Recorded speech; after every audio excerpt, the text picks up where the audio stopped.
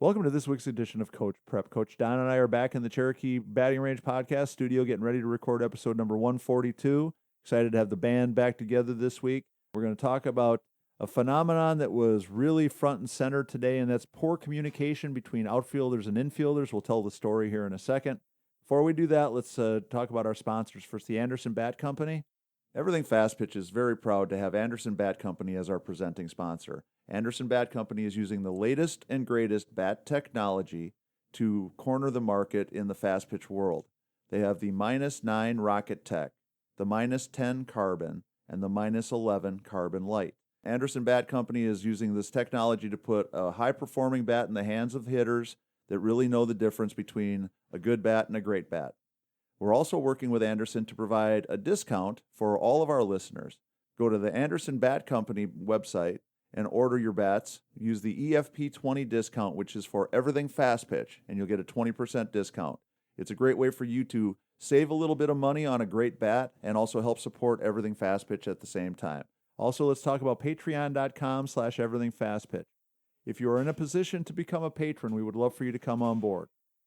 Coach Don and I are very excited to have the patrons that we have, always appreciative and really great that we have the support that we do have. We would love for more of you to come on board. So if you see value in what we're doing, if you think that Everything Fast Pitch and Coach Prep is worthwhile, go to the website, patreon.com/everythingfastpitch. It'll take you through the steps. There's 3 different levels of monthly support, and everything that we get goes right back into making this podcast better.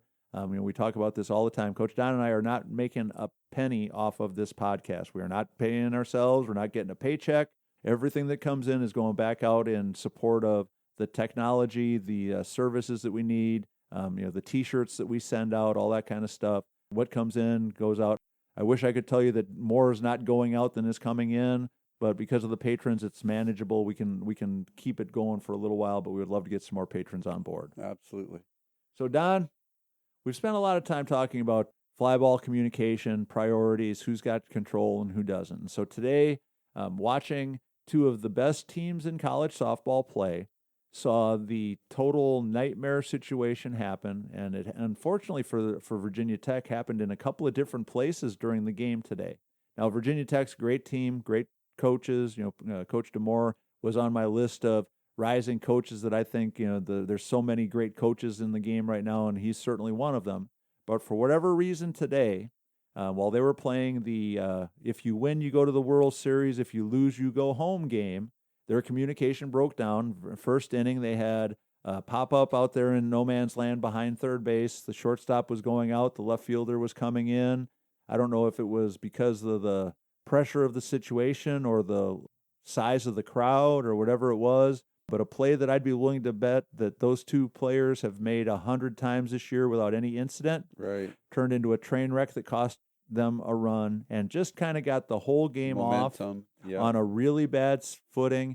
And then unfortunately for Virginia Tech, it ended up being one of those days where the game just completely got away from them. All of a sudden, went from being, one of the best teams in the country and a team that we all expected was going to make it to the College World Series to, the heartbreak of their season ending early and having to go home in a situation other than what they would have expected. And so what I wanted us to touch on it while we can is that it's something that obviously if it's happening at that level, with those kinds of players, with those kinds of coaches, with the amount of time they spend working on their game, how often is it happening in your typical school ball game, in your typical travel ball game, your rec league game? And to me, the thing that was really unfortunate in the game today is the collision was substantial enough that the shortstop had to come out of the game. Yeah, that even adds, a worse dynamic to it, Tori. And communication on easy out that fails is game-changing at that level, because we're talking about, the mistake pitch that gets hit out of the park or, the passed ball that advances runners into scoring position. Those little things hurt a lot, and but they're avoidable with the right, setup. And, like you said, those teams obviously do a great job, and they're prepared as they can be to get to that level. But the environment, the pressure, the excitement, the adrenaline, all those things are things that have to be managed. Right. Yeah. Which brings us back to the point of today's Coach Prep, which is that's why we have to keep working hard on these things. And I think one of the things that happens is, as we've talked hundreds of times already, when we're putting together our practice plans, when we're thinking about what our checklist is, when we're thinking about the things that we really need to keep working on, one of the things that probably doesn't happen all that often is that perfect storm, terrible little, right in the exact spot that could really create this kind of traffic jam kind of thing. It doesn't happen that often, but when it does, it seems like it's always at the worst time, always at the most damaging time for it to happen. And when we think about errors, not all errors are created equal. Not all mistakes that we can make on defense are created equal. We just have to say that up front. Hard hit ground ball has a lot more variables and a lot more reasons to expect something to go wrong than a pop-up does. If somebody hits a hard ground ball at the shortstop, it could hit a rock, it could hit a seam, it could do all kinds of crazy things. It could take a bad hop that ends up making it an error that really are outside the player's control sometimes. And even if she does field it cleanly, well, then guess what? She's got to pick it up and throw it across the field to a first baseman to beat a runner. Right, to beat a runner who's got to catch the ball and keep a foot on the base and all that stuff. So that ground ball, there's a lot of things that can go wrong. We practice those forever, over and over and over, thousands of times, because we know there's a lot of variables. When a ball's popped up, when a ball's hit in the air, unless it's one of those like missiles that is going in a gap, very rarely assume that's a good word. Yeah, we expect that it's going to be an out. And so when you see this high pop fly, out there in no man's land between the shortstop, third baseman, and left fielder, that all three of them probably could catch, but it doesn't get caught because two of them crash into each other, it's pretty heartbreaking. And I think it's, obviously it's very, heartbreaking for those two players because they don't want to screw up. They don't want to mess up. To avoid it, we have to keep working on it. We have to work on it a lot. And I think it's one of those things we have to, to follow Stan's guideline from a couple of weeks ago. Just because it's not happening if we're not messing it up, doesn't mean we can practice it less. We need to practice it more. We probably need to practice it more and keep it at the forefront of everybody's mind. So here's always been my general rule of thumb. The infielders always chase the ball. The outfielders call the ball. And I've never been one for more than one person, making a call because I think it gets a little bit too confusing. And so could the shortstop have been screaming ball, ball, ball, and the left fielder screaming ball, ball, ball, and neither one of them could figure out which one that meant really was going to catch the ball, ball, ball? I don't know. I wasn't there. But to my way of thinking, I've always taught and always thought that our infielders should chase the ball, and they're only calling it if they're calling off another infielder. So the shortstop's only calling it on a ball where she's coming in or circling behind the third baseman, pitcher, second baseman, that type of thing. So for me, the infielders only call the ball if it's over another infielder. If they're going back, as soon as they start to chase away from home plate, I've always said, you chase the ball down and keep your ears open while you're chasing. You expect you're going to go out there and catch the ball, but keep your ears open and your mouth shut so that you can hear the outfielder call you off. And so that's how I've always taught it. That's how we've always done it. And it's always worked well. Now, I know that there's some teams that will have the outfielder says ball repeatedly and the infielder only calls it once. There's other people that have, one thing that the infielder says and another thing that the outfielder says. That could work too. But whatever your version of it is, we need to work on it enough that when there's a couple thousand people in the stands all screaming because your team can be going to the College World Series if you catch this pop-up, that we still can execute it then. And I think that's the hard part to practice, Tori. Just what you said right there is all the environment is different than when you're at practice. Everything's quiet. Right. There's nothing going on around you. There's not a lot of people hollering or anybody trying to make you make a mistake because the opposing team's, fans are right there at the fence and they're also calling ball, ball, ball. Right. And unfortunately, we can't cut Virginia Tech any slack today, though, because they were at their home field. So right. I don't think anybody was trying to mess them up. Yeah. But I mean, in general, for preparing to go into right. a hostile environment. Yeah. But again, that's one of those things that, when we have those oopses, it's just unfortunate when it costs us games or momentum right. in big games. Yeah. To kind of get us back to the message today is, number one, we have to have a system in place. We have to make sure that we all know what the system is. And so if you're going to be, the Tory system where the infielders chase, the outfielders call, if you're going to be in somebody else's system where the infielder says one thing and the outfielder says something else, but the outfielder has priority, that's okay. Whatever the communication pattern is, whatever the system is fine. But we have to make sure that we're working on it enough and that we're practicing it enough and we're keeping it at the top of the list of things to keep working on enough that it still feels so that a game like today, when there are a couple thousand people in the stands cheering, it doesn't feel that much different than it does every other day. I'm not at their practices. I don't know how much time they spend working on any of the specific different situations that they do. But I would also not be that surprised if that was number 6 on the list or number 8 on the list or number 15 on the list of things that had to get done that week in preparation. Practice priorities. Right. Yeah. We know that the risk is so high, but it's easy to think that it can't happen because it doesn't happen very often. Did we take a few extra ground balls to make sure we were ready for the pressure of fielding a ground ball? Probably. Did we do it a little bit extra with our slap defense because we knew for sure we were playing a team that had 3 or 4 slappers? Did we spend some extra time on, steal coverages and specialty defenses because we play in a team that has a lot of team speed? All those kinds of things always end up being high priority things that we know for sure we need to work on.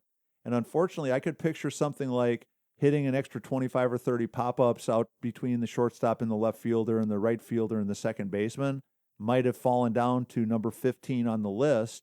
Is that why it happens? I don't think that's why it happens, but I think it increases the likelihood that something could go wrong. The other piece too, Tori, as I'm thinking about this, sometimes players will wait to make that call, and I would urge everybody to insist on calling it as soon as you know. Right. If you're an outfielder and you know that you've got plenty of time to get there, it's easier for you coming in to make that play.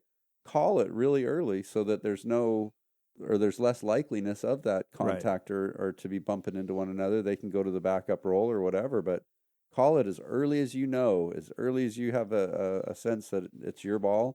Call it really early. Comes back to everybody has to know the philosophy, and everybody has to have practiced it enough that we know for sure what it is that we're trying to do. So, and again, it's just disappointing or heartbreaking to me to see, in such a crucial situation, such a highly important situation to have it happen. It could still work out that some of the players involved did exactly what they were supposed to. The left fielder might have called it, and the shortstop just didn't hear. The shortstop might have been so intent on, and so locked in on making sure that she caught the ball that she, froze up for a split second and continued to go for it even though the outfielder was calling it. Did the outfielder call it, as you said, Don, a little bit too late, and so the shortstop didn't have confidence that she could catch it, so she thought she had to? I mean, all those things are all part of it, but it still comes back to, if we look back at last week's practices, in preparation of the biggest games of the year to continue the season and to advance, did we work on them, or did we think, but our pitchers get a lot of strikeouts, it's not going to happen? Don't assume that we can all catch a fly ball. Right. Yeah. How many of those, if we went back and we'd had like a spray chart of all their games this year, how many of those balls got hit? And, so let's say they played 60 games. If there were 50 of those hit in all 60 games total, I'd be amazed. I mean, I'd be dumbfounded if they had 50 of them. They had, let's say, 30% of their outs are strikeouts. 40% of their outs are ground balls, and then 30% of their outs are fly balls. You start thinking, well, 30%, and of those 30%, only a few of them are going to be those really hard ones in those groups, in those holes. And the other thing too, and this is, again, just my personal experience. Sometimes for you as a coach, hitting that ball in practice and making it feel more realistic is a lot harder than you think. Because let's say we tell our team, okay, so today we're going to work on these tweeners. Well, guess what happens? If you're working on tweeners, balls in between the outfielders, they already know when you get ready to hit it, you're either hitting it in the left center gap or the right center gap. And guess who's cheating like crazy? Well, right? And also, too, you're kind of fearful of injury during practice, too. So we're a little hesitant to do a lot of it. Yeah. Or if you say, okay, today we're going to work on these Bermuda Triangle balls, where I'm going to hit a whole lot of pop-ups between the shortstop and left fielder, and the out behind second base between the center fielder and the middles, and out behind first base for the second baseman, right fielder, and first baseman. Well, as soon as they know that's what we're working on, you might be a whole lot better fungo hitter than I am. But if I'm trying to hit that ball out behind third base, everybody in the park can see where I'm hitting it before I hit it. Right. Yeah. So, so it has none of the surprise that you have in a game situation where you have, a hitter who's, just trying to hit the ball and ends up hitting that crazy pop-up. To me, it's, there's lots of reasons why it's hard to practice it well, but I think the most important thing is that we need to keep practicing it enough to do all that we can. So if I'm the coach looking back, I can't believe we lost that game today because I'm not kicking myself for weeks or months or the whole off season going, man, we didn't work on that for the last and whatever, fill in the blank. If you can't remember, right? Then, yeah. We haven't worked on that since. And then, to me, that's, just one of those crazy things that's always unfortunate. And Stan raises a really good point, too. If you've got those dominating pitchers, guess what we're going to get a lot more of? Really weird kinds of little pop-ups and bloopers and, crazy spin on the ball when it does get hit. Totally off topic, but there was one in one of the college games the other day that it was a ground ball, right-handed hitter, hit a ground ball that was going to the first baseman that had such cue ball English on it that when it hit the ground, it took like a hard turn. It was beyond first base, so it was a fair ball, but it hit the ground, first bounce, and it went like 90 degrees. Spun back in the field. It went like 90 degrees and turned right and went to the foul territory. I mean, so the first baseman's right behind it, ready for it to come to her, and it's got such crazy spin on it. And again, dominant pitcher, tons of spin. So obviously it all adds up to being a lot of different things. And obviously you can't practice everything, but we need to practice a lot of this stuff enough to make sure that we're doing everything that we can. So coaches, that's our coach prep for the week. Make sure your outfielders and infielders are working like crazy to try to improve the communication so that we have less train wrecks, less injuries, less bad situations happening, and certainly less things that cost us games. So that's going to wrap up episode number 142. Make sure you check out our sponsors, the Anderson Bat Company, and patreon.com/everythingfastpitch. Go to the fastpitchprep.com website, order your Square Cuts training discs.